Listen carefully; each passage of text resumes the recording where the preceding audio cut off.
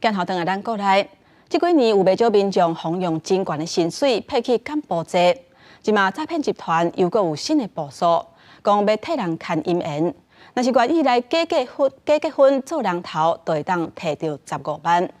有一个台湾人，伊就险险去互骗去，伫要出海关的时阵是大声喊救人，才互救出来。即马警方是已经抓到4个人，才有人口买卖甲妨害自由等罪来上班。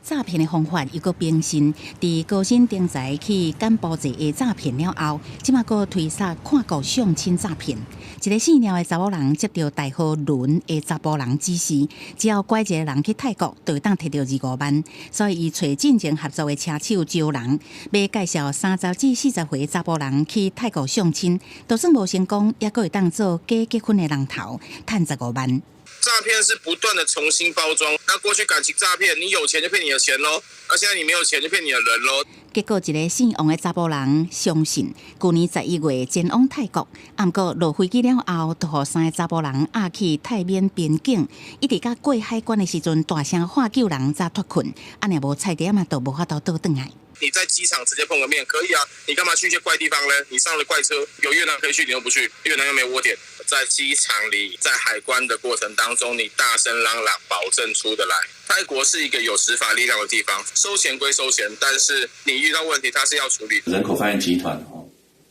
将它卖给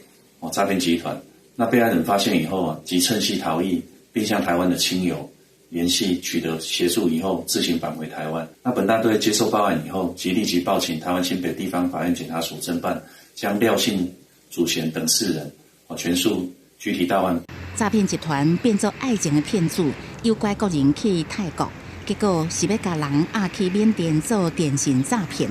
这个查甫人回台了后报案，警方顺线照嫌犯伫桃园新北抓到4个人。询问了后，伊才有人口贩运、妨害自由这个罪移送。记者综合报道。